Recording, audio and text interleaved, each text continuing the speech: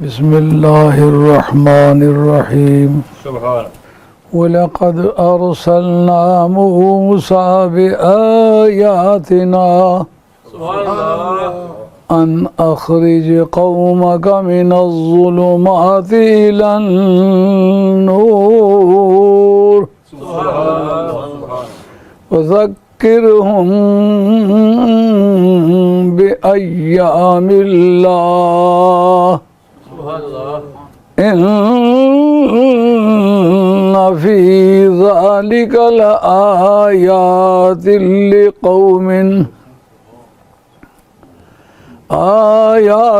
لِكُلِّ صَبَّارٍ شَكُورٍ صدق اللہ مولانا العظیم۔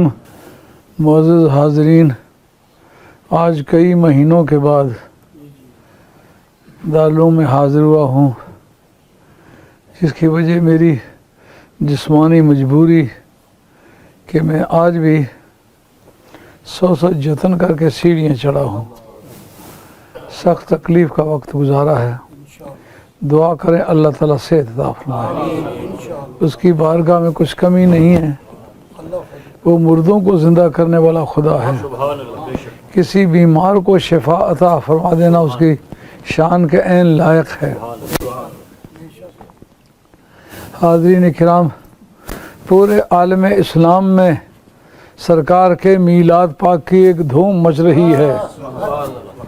عرش پہ تازہ چھیڑ چھاڑ، فرش پہ طرف دھوم دھام، کان جدھر لگائیے تیری داستان ہے، کان جدھر لگائیے تیری داستان ہے۔ نبی کریم رؤوف الرحیم صلی اللہ تعالیٰ علیہ وآلہ وسلم کے ساتھ سرکار کا ایک معاہدہ ہے، وَرَفَعْنَا لَكَ ذِكْرَكَ، اے میرے محبوب ہم نے آپ کی خاطر آپ کے ذکر کو اونچا کر دیا۔ اور ذکر کے اونچا کرنے کی فارمیں کیا کیا ہیں؟ کہاں جہاں بھی میرا ذکر کیا جائے گا، اذا ذکرت ذکرت معی، حدیث قدسی ہے۔ جس وقت رب کہے اور سرکار رب کی بات کو روایت کریں، اس حدیث کا نام ہوتا ہے حدیث قدسی۔ حضور نبی کریم رؤوف الرحیم صلی اللہ علیہ وسلم سے خطاب کر کے فرمایا، اذا ذکرت ذکرت معی، اے میرے محبوب جب میرا ذکر آئے گا نا تو تیرا ذکر بھی ضرور آئے گا۔ جب اذان ہوتی ہے، اذان میں جہاں رب کا ذکر ہوتا ہے وہ رسول کریم علیہ السلام کا ذکر ہوتا ہے۔ اقامت ہوتی ہے جہاں اللہ کا ذکر ہوتا ہے، سرکار کا ذکر ہوتا ہے۔ اور تشہد میں جب اللہ کا ذکر ہوتا ہے، رسول اللہ صلی اللہ علیہ وسلم کا ذکر ہوتا ہے۔ نماز کے اندر جب بیٹھتے ہیں نا، اس بیٹھنے کی حالت کا نام ہے تشہد، اس کو قعدہ بھی کہتے ہیں۔ جس وقت قعدے میں آدمی بیٹھے، جہاں اللہ کا ذکر ہوتا ہے وہاں رسول اللہ کا ذکر بھی ہوتا ہے۔ تو اس سے ثابت ہوا کہ جہاں جہاں بھی کہیں اللہ کا ذکر ہو وہاں رسول اللہ کا ذکر ضرور ہونا چاہیے۔ البتہ کسی جگہ سے خاص وجہ سے ممانعت ہوتی ہے، جیسا کہ آپ جانور ذبح کرتے وقت اللہ کا ذکر کرتے ہیں مگر اس وقت رسول اللہ صلی اللہ علیہ وسلم کا ذکر نہیں کرتے۔ اس کی وجہ کیا ہے؟ اس کی وجہ یہ ہے کہ ذبح کرنے کا وقت اللہ تعالیٰ کے قہر اور غضب کے ظاہر ہونے کا وقت ہے۔ جانور کی حلق پہ چھری رکھی ہوتی ہے، تو کہاں قہر و غضب کا وقت ہے، اس وقت اس کا ذکر نہ کرو جو سرتا بقدم رحمت ہی رحمت ہے۔ اس وجہ سے اس جگہ رسول اللہ صلی اللہ علیہ وسلم کا ذکر نہیں ہے، وگرنہ سب سے پہلا خطبہ جو پڑھا گیا ہے وہ حضرت آدم علیہ السلام کے نکاح کے وقت پڑھا گیا ہے۔ اس میں اللہ کا نام اور رسول اللہ کا نام جڑواں ہے، ساتھ ساتھ ہے۔ اس ذکر کی تاریخ کتنی پرانی ہے۔ پہلا انسانیت کی بنیاد رکھی گئی کہ اب ایک جوڑا ہے، انسان پیدا کرے گا، لیکن جس کی پیدائش کے وقت، جس کے آغاز میں میرے یار کا ذکر پاک نہ ہو، اس چیز میں برکت نہیں ہوگی۔ اس لیے اکثر و بیشتر مسلمان جب اپنا کوئی نیا مکان بنائیں یا کوئی کارہائے خیر کریں تو پھر اس وقت وہ میلاد النبی ضرور مناتے ہیں۔ ان دنوں میں پوری دنیا میں گھر گھر میلاد منائے جا رہے ہیں۔ اس کا مقصد ایک تو یہ کہ سرکار کے فضائل و کمالات سے آشنائی ہو، دوسرا یہ کہ جن جن جگہوں میں اللہ اور اس کے رسول کا متصل ذکر ہوگا وہ منشا پورا ہوگا جو رب نے کہا ہوا ہے، اذا ذکرت ذکرت معی، جو میرا ذکر ہوگا اذا تیرا بھی ذکر ضرور ہوگا۔ علامہ راغب اصفہانی نے ایک کتاب لکھی ہے قرآن پر، اس کا نام ہے مفردات شریف۔ ان کا سن وفات ہے 503، اور امام غزالی وہ کتاب ہر وقت بغل میں رکھتے تھے۔ اس کا نام ہے مفردات راغب اصفہانی۔ وہ ایسی کتاب ہے جن کے متعلق ان کا یہ خیال ہے، امام غزالی کا، کہ آسمان کے نیچے قرآنی لغات کی تعریف اور ان کے معنی ظاہر کرنے والی اس سے زیادہ اچھی کتاب کوئی نہیں ہے۔ اس کے اندر الاشراق کی بحث آئی ہے، شرک کرنا کا مطلقاً شرک منع ہے، کہا نہیں، کسی کو خدا کی الوہیت میں شریک کرنا، خدا ہونے میں شریک کرنا، جو اللہ تعالیٰ کی صفات مختصہ ہیں ان میں شریک کرنا، یہ منع ہے۔ وگرنہ یہ جتنے بھی ذکر آئے ہیں اذان میں، اقامت میں، تشہد میں، کلمہ شہادت میں، خطبے میں، سب سے پہلا خطبہ وہی ہے جو اس وقت پڑھا گیا ہے۔ اس وقت کے خطبے میں سرکار کا نام لیا گیا ہے۔ علامہ بدر الدین عینی رحمۃ اللہ علیہ، جن کا سن وفات 854 ہے، وہ اپنی عمدۃ القاری شرح بخاری کے اندر نقل فرماتے ہیں کہ جو خطبے کا آغاز ہے اس میں اللہ اور اس کے رسول کا ذکر اکٹھا ہے، اور آدم علیہ السلام کے نکاح کے وقت اس خطبے کا ذکر کیوں کیا گیا، بتایا کہ اور کسی کا کوئی قائل ہو یا نہ ہو، آدم علیہ السلام کے ابا ہونے کا قائل ہے وہ، تو اس کو پتہ ہو کہ محبوب کبریا کا نام نہ لیا جاتا تو بھائی ہوا کبھی ان کے لیے حلال نہ ہوتی۔ پوری دنیا میں جو صحت مند اور حلال نکاح ہوئے ہیں سرکار کے خطبے سے ہوئے ہیں، یہ سرکار کا کمال ہے۔ کوئی خطبہ پڑھا گیا ہے، نکاح کا خطبہ ہے تو جمعے کا خطبہ ہے تو جمعے کے خطبے سے پہلے، نکاح سے پہلے جمعے کا خطبہ پڑھا گیا ہے، کیونکہ حضرت آدم علیہ السلام کی تخلیق جو ہے جمعے والے دن ان کے اندر روح پھونکی گئی ہے، اور رب نے کہا تھا فرشتوں تم توحید کے معنی کو بہت اچھی طرح سمجھتے ہو، تمہیں پتہ ہے کہ خدا کو خدا کس طرح سمجھنا چاہیے، میں تمہیں بتاتا ہوں فَإِذَا سَوَّيْتُهُ وَنَفَخْتُ فِيهِ مِن رُّوحِي فَقَعُوا لَهُ سَاجِدِينَ، جس وقت میں انسانی ڈھانچہ تیار کر لوں اور میں اس کے اندر روح پھونکوں، اس وقت تم اس کے سامنے سجدے میں گر جانا۔ اب شرک والے جو ہیں یہ تو بعد میں پیدا ہوئے ہیں نا، فرشتوں کے سامنے انسانیت کا تقدس کس طرح ظاہر کیا گیا ہے۔ فرمایا جب میں اس کو تیار کروں تو یہ سجدہ تعظیم ہے، یہ سجدہ عبادت نہیں ہے۔ اگر سجدہ عبادت ہوتا تو وہ پہلا سجدہ شرک ہوتا، وہ سجدہ عبادت نہیں ہے، وہ اصل میں سجدہ تعظیم ہے۔ بنانے کا کام میں کرتا ہوں، اس کو بشر میں کہتا ہوں، لیکن تمہیں بشر کہنے کی اجازت نہیں ہے، تمہیں جھکنے کا حکم ہے۔ امام فخر الدین رازی جن کا سن وفات 606 ہے، اپنی تفسیر کبیر میں حضرت آدم علیہ السلام کے سامنے سجدے کی بحث میں وہ لکھتے ہیں کہ وہ سجدہ لآدم علیہ السلام لأجل نور محمد صلی اللہ علیہ وسلم، آدم علیہ السلام کے سامنے جو سجدہ کیا گیا وہ اس نور کی وجہ سے کیا گیا جو حضرت آدم علیہ السلام کی پیشانی میں چمک رہا تھا۔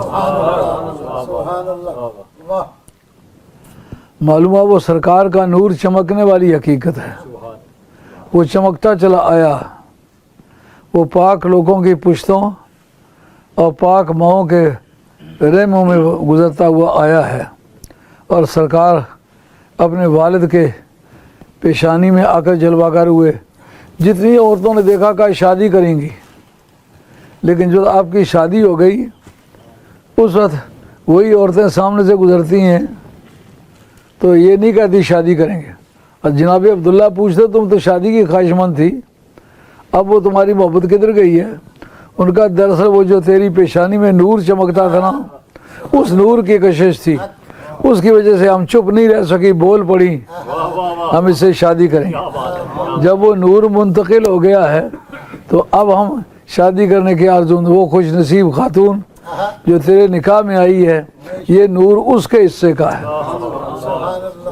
اپنی مائی صبا کے بطن میں آئے تو مائی صبا کہتی ہیں میں کیا دیکھتی ہوں عالم رویا میں کہ میرے پیٹ میں نور ہے، لیکن واقعات کی دنیا میں لکھا قاضی ثناء اللہ صاحب پانی پتی نے اس آیت کے تحت اللہ نور السماوات والارض، اس کے تحت لکھتے ہیں کہ جناب کی مائی صاحبہ نے وہ جو نور دیکھا تھا سچ مچ آپ کی ولادت کے وقت نور برآمد ہوا۔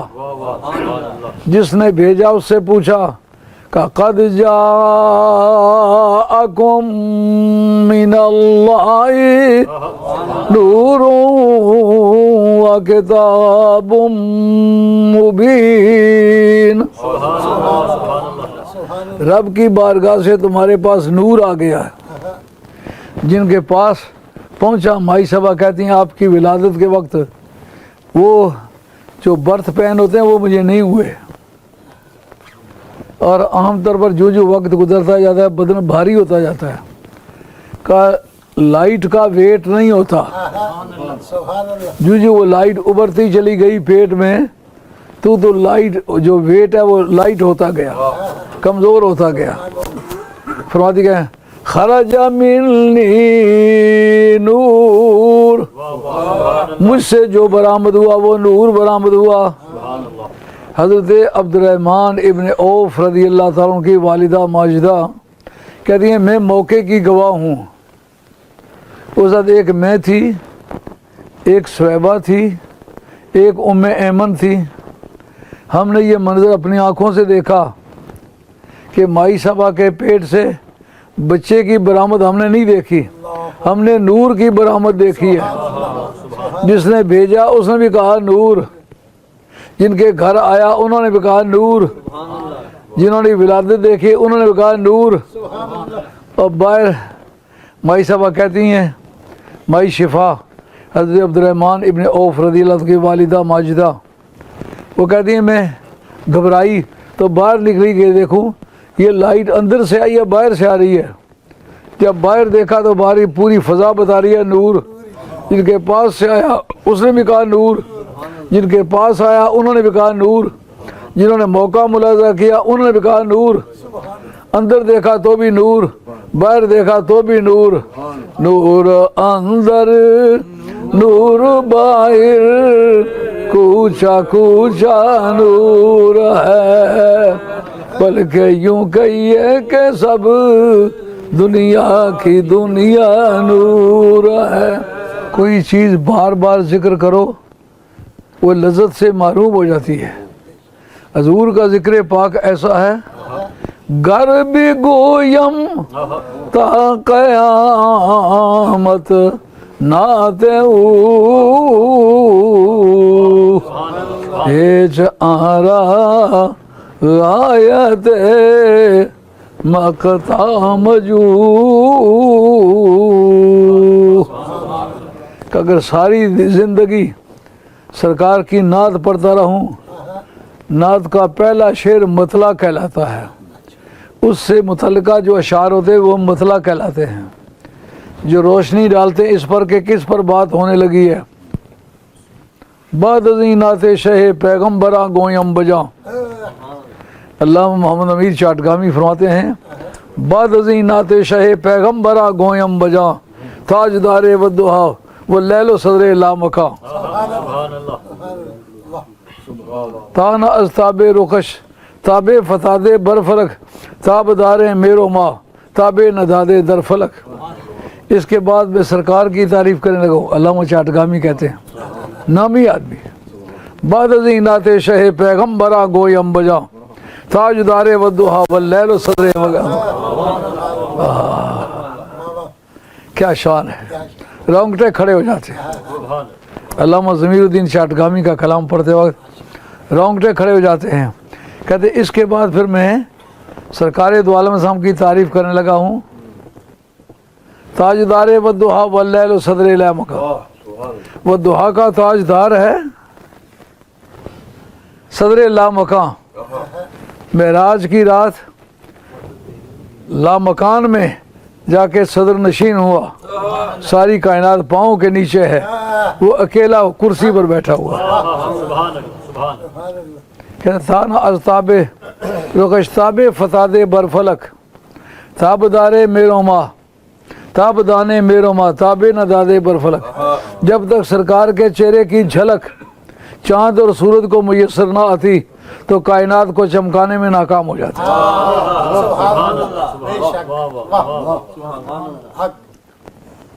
سرکار کی پرانی باتیں ذکر کرو. ہو المسک ما کررتہ یتذوّع. اور خوشبوؤں کی عادت ہے، خوشبو تبذل میں سے گزرتی ہے، بار بار استعمال کرنے سے پرانی ہو جاتی ہے، ٹھنڈی ہو جاتی ہے، بدہم پڑ جاتی ہے. لیکن یہ نبی پاک علیہ السلام کی مدح و ثنا ایسی ہے جو اس کو گھستے چلے جاؤ اس کستوری کو نئی نئی خوشبو دیتی ہے، پرانی خوشبو نہیں دیتی. ساری کائنات کی خوشبوئیں اسی سے پیدا ہوئی ہیں. امام قاضی ایاز جن کا سن وفات 445 ہے، بلکہ 545، سرکار بغداد رضی اللہ عنہ کی وفات کے 15 برس پہلے ان کا وصال ہوا ہے. یہ اسپین کے رہنے والے تھے، بہت عاشق زار ہیں. 2 جلدوں کی کتاب لکھی ہے، کتاب الشفا فی تعریف حقوق المصطفیٰ. حضور کے پاؤں کے ناخنوں سے لے کر ہاتھوں کے ناخنوں تک، پلکوں تک، ہونٹوں تک، ہونٹوں کی بناوٹ تک کوئی چیز نہیں چھوڑی. انہوں نے مکمل طور پر اس کے حسن کے پہلو کو اجاگر کیا ہے. اسی وجہ سے اس کو سیرت کی کتاب کہتے ہیں، تاریخ کی کتاب نہیں کہتے. تاریخ میں مورخ ایسا کرتا ہے واقعات کو برائے واقعات لکھتا ہے، لیکن سیرت نگار واقعات کو واقعات کی غرض سے نہیں لکھتا. وہ اس میں حسن کا پہلو تلاش کرتا ہے. جدھر جدھر حسن کا پہلو نکلتا چلا جائے وہ پیچھا کرتا ہے. یہ تاریخ میں اور سیرت میں مابہ الامتیاز ہے، یہ ڈفرینشا ہے، دونوں کو یہ جدا کرتا ہے.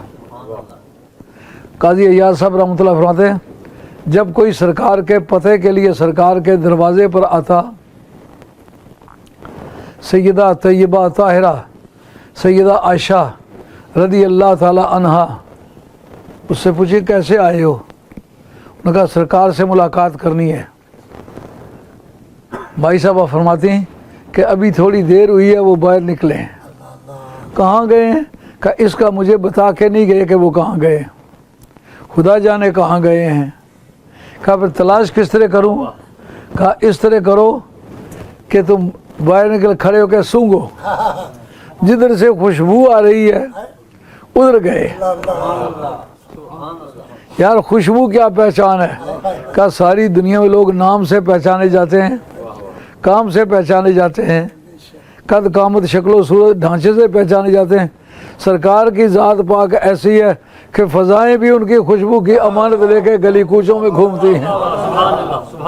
یہ ان کی مہک نے دل کے غنچے کھلا دیے ہیں، جس راہ چل دیے ہیں کوچے بسا دیے ہیں، جس راہ چل دیے ہیں کوچے بسا دیے ہیں۔ اب جو خوشبو کا دباؤ بڑھتا جائے تم سمجھو کہ سرکار کے قریب آ گئے۔ یہ ایسا بھی ہو سکتا کہ کوئی عقیدت کی وجہ سے کہے مجھے خوشبو آ رہی ہے۔ اب ایک ایسی امپارشل ایویڈنس قاضی ایاز پیش کرتے ہیں کہ کہتے ایک مرتبہ سرکار کا گزر ہوا ایک عرابی پر سے جس نے وہاں ہرنی شکار کر رکھی تھی۔ جب ہرنی نے سرکار کو دیکھا تو اس کو پتہ یہ رحمت اللہ العالمین ہے، جانور کو کس نے تبلیغ کی ہے، معلوم ہے سرکار کی ذات پاک اپنی پہچان خود ہے۔ اس ہرنی نے کہا یہ یا رسول اللہ صلی اللہ علیہ وسلم مجھے کھولیے، اس کے دام میں کھڑی ہے، اسے باندھی ہوئی ہے، مجھے کھولیے۔ فَأَطْلِقْنِي یا رسول اللہ، یا رسول اللہ مجھے آزاد کیجئے۔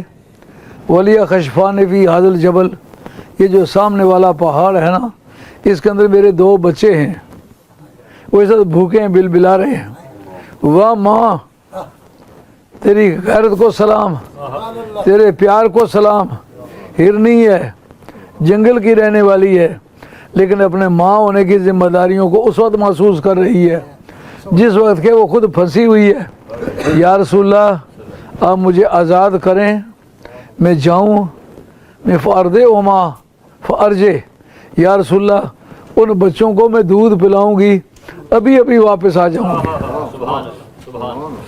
سرکار نے اسے کھولا، وہ کلیلیں بھرتی ہوئی چلی گئی، جا کر بچوں کے پاس پہنچی تو بچوں نے اپنی بولی میں اس سے کہا ماما یہ خوشبو کہاں سے لائی ہو؟ وہ جو سرکار نے پکڑ کے دام کھولا نا اس سے اس ہرنی سے خوشبو آنے لگی۔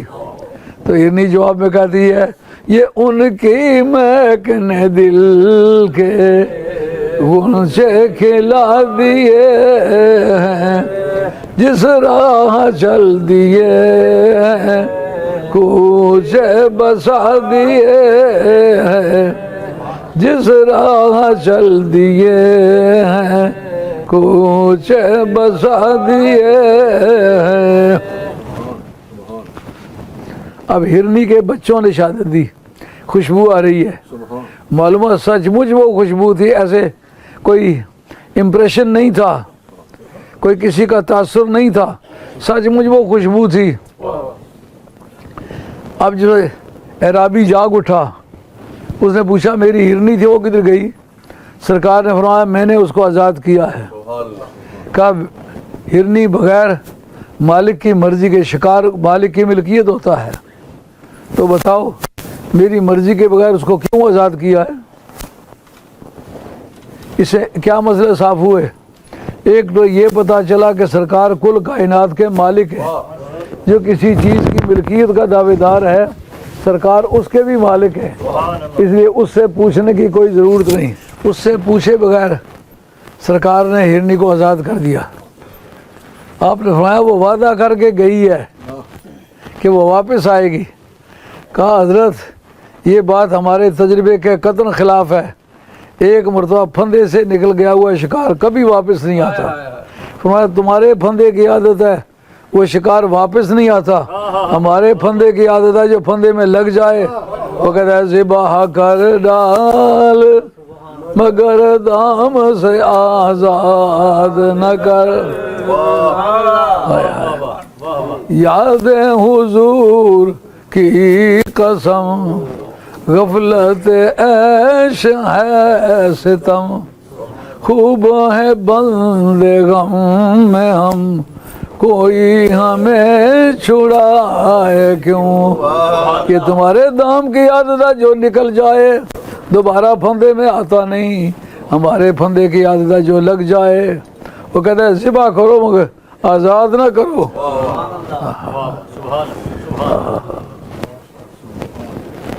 یہ جو صحابہ مارے پھر رہے ہیں ساری دنیا انہوں نے دیکھی، لیکن ماہی دیاں گوڑیاں نینا نے کچھ ایسا جادو کیتا ہے، ماہی دے گوڑے نینا نے کچھ ایسا جادو کیتا ہے، ساری دنیا پھر تک لئی ہے پر مائی بنا مینو چین نہیں۔ سرکار کے حسن کی کشش پوری کائنات میں لاجواب ہے۔ جو سرکار کو معراج آسمان پر ہوئی ہے، اس پر بھی اہل علم نے تبصرہ کیا ہے، زمین پر کیوں نہیں ہوئی؟ خدا بھی دیکھتا ہے، سرکار بھی دیکھتے ہیں، وہ اس سے جدا نہیں، یہ اس سے جدا نہیں، تو پھر بلایا کس لیے؟ کا دراصل قصہ یہ تھا، اور درخواست دہندگان جو تھے نا، درخواست گزار، آسمان پر ایسے فرشتے تھے جن کی باڈیاں ایسی تھی جو زمین پر آ ہی نہیں سکتے تھے۔ انہوں نے کہا رب کریم وہ رحمت اللہ عالمین ہے، ساری دنیا دیکھے ہم نہ دیکھیں۔ مولا کریم ان کو آسمان پر بلا۔ آسمان پر بلانے کی ایک وجہ یہ بھی ہے، ایک وجہ وہ تھی جو میلاد شریف والی تاریخ بھی ظاہر ہوئی، وہ کیا تھی؟ مائی صاحبہ مائی شفا فرماتی ہیں فجاءت صحابۃ بیضاء فغیبتہ عنی، سفید رنگ کے بادل آئے، انہوں نے آ کر کے حضرت نبی کریم علیہ السلام کے گردا گرد ٹینٹ لگا لیا، ہم سے ان کو غائب کر لیا، ہم سرکار کو نہیں دیکھ سکتے تھے۔ جب سرکار کی ولادت ہوئی تو پھر وہ غائب کرنے کے لیے ٹینٹ لگانے کا کیا مطلب تھا؟ کہا اس کا مطلب یہ تھا اے میرے محبوب تیرے حسن کی پوری تابانیاں بے نقاب ہونا مانگتی ہیں، لیکن اگر بے نقاب کر دیا جائے کائنات کا عدم لازم آ جاتا ہے۔ سمجھ آ گئی بات؟ رخ سے نقاب الٹ دو کہ ہم دیکھ لیں تمہیں، رخ سے نقاب الٹ دو کہ ہم دیکھ لیں تمہیں، اور تنظیم کائنات بھی زیر و زبر نہ ہو، اور تنظیم کائنات بھی زیر و زبر نہ ہو۔ صاحب معالم التنزیل نے لکھا ہے جو موسیٰ علیہ السلام رب کی ذات پاک کے تجلیات کو صرف دیکھ کے آئے، تو جو ان کو بے حجابی میں دیکھتا مر جاتا۔ آخر آپ کی بیوی نے کہا مہربانی کریں مجھے تو اپنا آپ دکھائیں، میں تو آپ کی بیوی ہوں۔ آپ نے کہا پھر جان سے ہاتھ دھونے پڑیں گے۔ آپ نے نقاب اٹھایا، تڑپ کے مر گئی۔ یہ تو وہ ہیں جو تجلیات صفاتی کو دیکھ کے آئے ہیں، اور جو تجلیات ذاتی اور صفاتی کی گود میں پل کے آئے ہیں، اب ان کو دیکھنے کے لیے تو پھر کوئی اور آنکھ چاہیے نا۔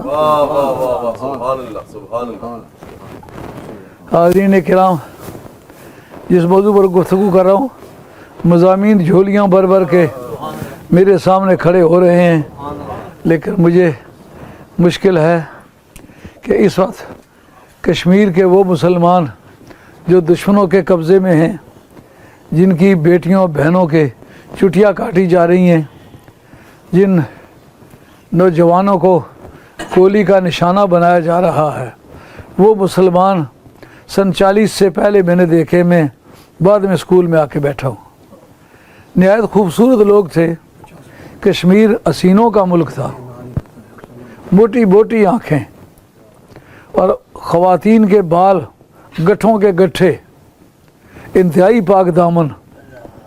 غربت ہونے کے باوجود وہ لوگ بڑے سخی تھے، بڑے مہمان نواز تھے، اور انتہائی ذہین، جنگلوں میں پلنے والے۔ ان کے بارے میں یہ توقع کرنا کہ وہ ذہین ہوں گے، خدا کے فیصلے ہیں۔ دیکھو انڈیا میں یہ نہرو، گاندھی اور اندرا، یہ سب کشمیری ہیں۔ یعنی فکری قیادت، سیاسی قیادت جو ہندوستان کو مہیا کی ہے، وہ کشمیر نے مہیا کی ہے۔ آج وہ کشمیری مسلمان دشمنوں کے نرغے میں بند ہیں، اور اسی طریقے سے علماء دیوبند کی تاریخ میں سب سے زیادہ پڑھا لکھا آدمی انور شاہ صاحب لولابی ہیں، وہ بھی کشمیر کے رہنے والے۔ شاہ صاحب ان کے لیے مولوی استعمال کرتے ہیں۔ یہ ایک بڑی مشکل ہے، ہمارے جو بھی مخالف ہو جائے وہ فوراً شاہ بن جاتا ہے، اور وہ چھوٹا موٹا سید نہیں بن جاتا، گیلانی سید بنتا ہے۔ یہ ہماری مخالفت کی تاثیر ہے بڑی خوب۔ اس لیے مولویوں میں جو مولوی بن جائے، پیر اول میں بھی لکھتا ہے آخر میں بھی لکھتا ہے، وہ مفتی کا لفظ کہیں پھبتا نہیں، پھر اس کو کبھی آگے کبھی پیچھے مفتی کر کے بھی لکھ دے۔ کوئی اس وقت پورے یو کے میں مولوی ایسا نہیں جو مفتی نہ ہو۔ اگر کسی سرٹیفکیٹ کا نام ہوتا تو حساب کے ہوتے، لیکن بے حساب ہیں کیونکہ اس کا کوئی سرٹیفکیٹ نہیں، جو بھی نام لکھے۔ اسی طریقے سے ہم دیکھتے ہیں کہ جن جن لوگوں نے آل حق کی مخالفت کی، شاہ تو ان کے ساتھ ملایا انہوں نے۔ جب پوچھا تو انہوں نے کہا یہ ہمارا دلی کی زبان ہے، ہم مولوی صاحب کو شاہ کہتے ہیں۔ یار جس نے پہلے کہا ہے اس سے پوچھتے ہیں تم نے کیوں کہا ہے؟ یہ تو سیدوں کا ٹائٹل تھا۔ انور شاہ صاحب امام ابو حنیفہ کی اولاد میں سے ہیں۔ میرے پاس وہ کتاب موجود ہے، اردو میں لکھی ہوئی ہے، اس کا نام ہے اکابر دیوبند۔ اس کے اندر لکھا ہے کہ یہ نعمان بن ثابت کی اولاد میں سے، لیکن ہیں لولاب کے رہنے والے۔ یہ سری نگر سے پچھلی طرف جو علاقہ ہے اس کا نام ہے لولاب، اور پاکستان کی سرزمین میں فکری قیادت، سیاسی قیادت جس کو اللہ تعالیٰ نے سپرد کی، وہ علامہ اقبال مرحوم ہے، وہ بھی وادی لولاب کا رہنے والا ہے، اللہ حضرت قیاس۔ اسی طریقے سے اہل حدیثوں کو اور دیوبندیوں کو جو فکری قیادت مہیا کی ہے، یعقوب سیرفی کشمیری، وہ اس عقیدے کے آدمی تھے، یہ بھی وہ کشمیر کے رہنے والے تھے، صراف تھے لیکن مولوی صاحب تھے۔ انہوں نے پھر یہ عقیدہ ان کو سکھایا اور اس تعلیم کی طرف وہ لے گئے۔ تو کشمیر ایک بڑی مردم خیز سرزمین ہے۔ اس میں جو میں گیا ہوں کشمیر دیکھا پورا تقریباً، یعنی پیری بل پر اور لچمیری، اس کے ہائیسٹ پوائنٹ پر ہمارے مریدوں کے چند گھر ہیں، وہاں بھی میں گیا ہوں، جہاں پانی اوپر سے گرتا ہے، نیچے گرنے سے پہلے جم جاتا ہے، اتنی ٹھنڈک۔ وہ سب علاقے دیکھے، کوئی وہابی نہیں تھا، کوئی شیعہ نہیں تھا، کوئی مرزائی نہیں تھا۔ یہ اس عرصے میں پاکستان بننے کے بعد اس طرح کی جڑی بوٹیاں پیدا ہوئی ہیں، نہیں تو کشمیر اچھے لوگوں کا علاقہ تھا۔ آج وہ مسلمان جو صرف اسلام کے نام پر سزا سہ رہے ہیں، وگرنہ صرف روٹی کپڑے کا سوال نہیں ہے۔ اگر روٹی کپڑا یہ ہندوستان سے بھی مانگے تو وہ بھی دے۔ وہ کہتے ہیں مرنا منظور ہے، مر جائیں گے، پاکستان کے جھنڈے میں ہمیں کفن دو۔ یہ بڑی غیرت کا مسئلہ ہے۔ اور بتاتے کیا ہیں، کہتے جوناگڑھ اور حیدرآباد دکن، یہ دو اسٹیٹیں بڑی آسانی کے ساتھ ضم کر لی گئی ہیں۔ یہ وہ اپنی حکمت عملی بتاتے ہیں، اس میں ان کی کوئی حکمت عملی نہیں ہے۔ نہرو کی موجودگی میں ایسا ہوا ہے۔ وجہ کیا تھی؟ جوناگڑھ میں آبادی کی 95% اکثریت تھی ہندوؤں کی، وہ پہلے سے ہندوستان کے حامی تھے۔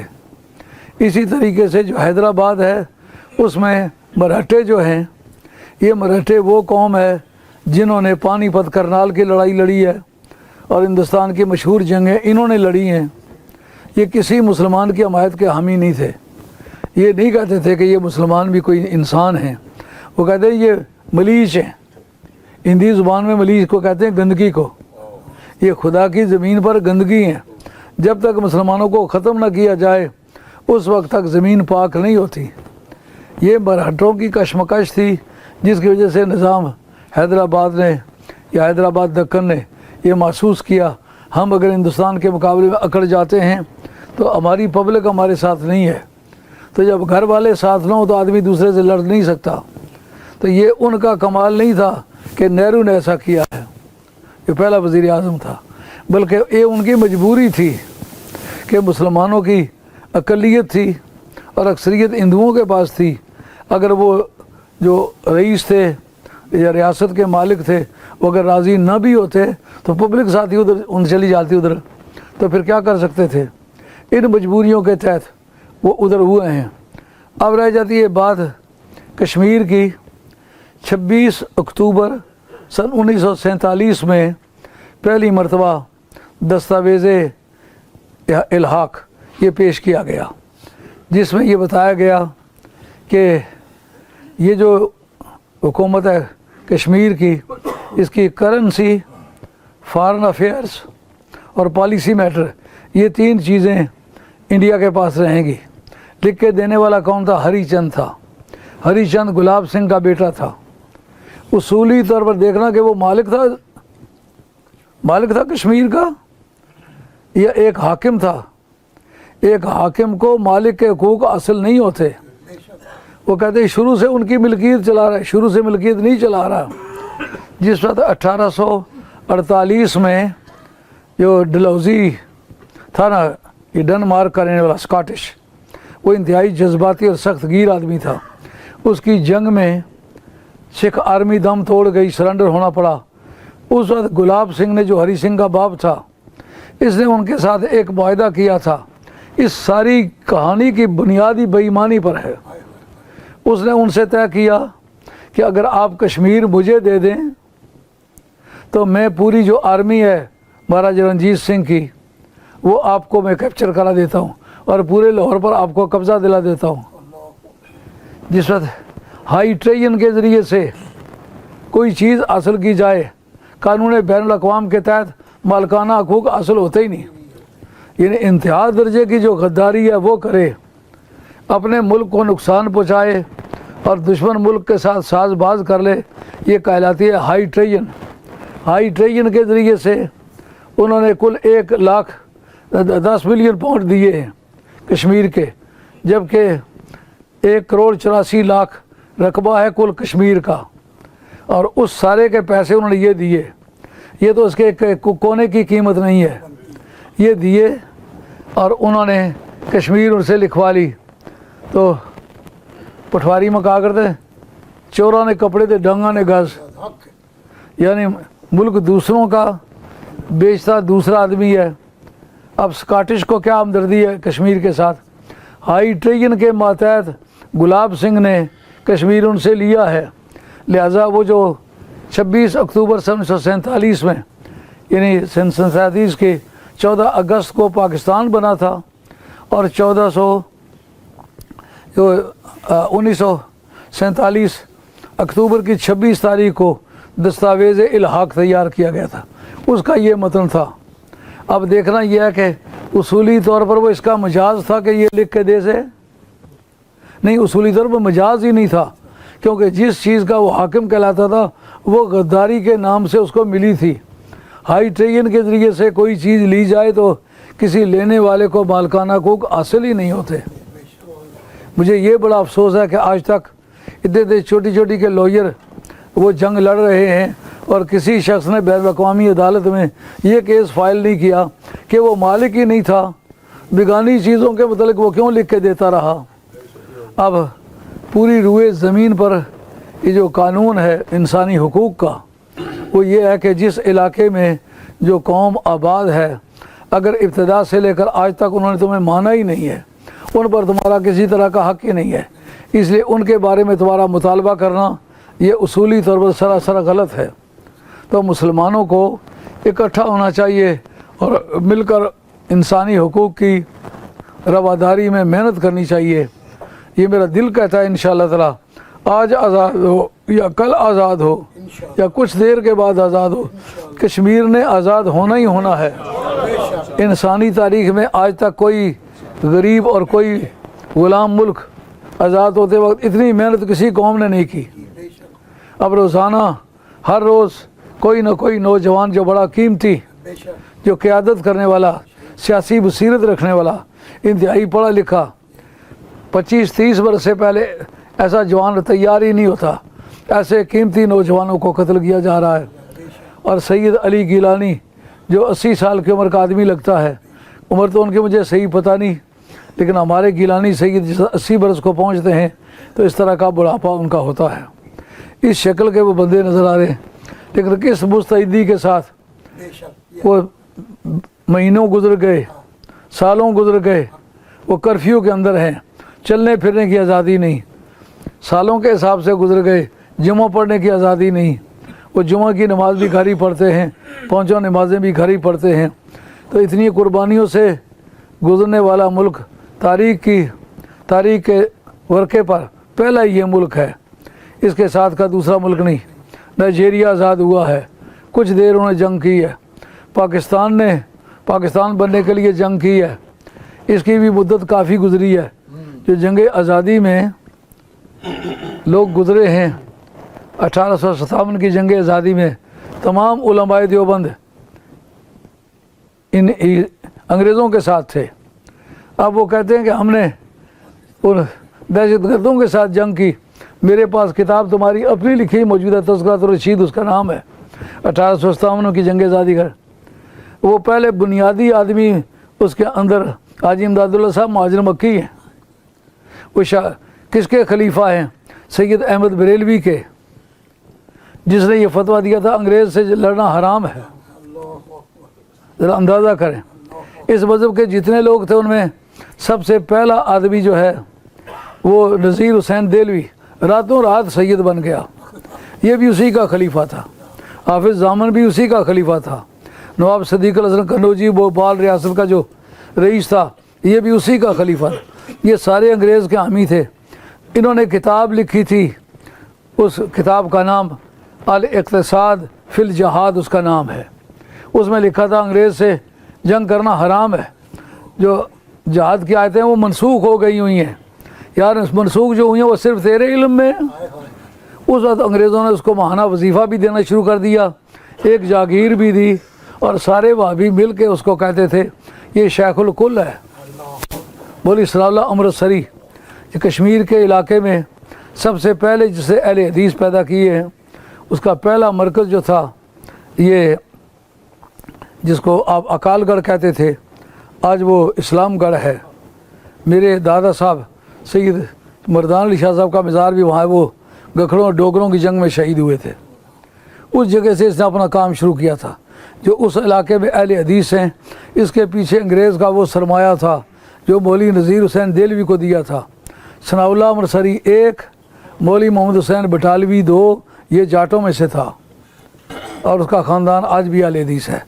और मौलवी हाफिज़ नज़ीर अहमद वज़ीराबादी ये, और सैयद दाऊद गज़नवी, इस्माइल गज़नवी, ये सारे अहले हदीस हैं।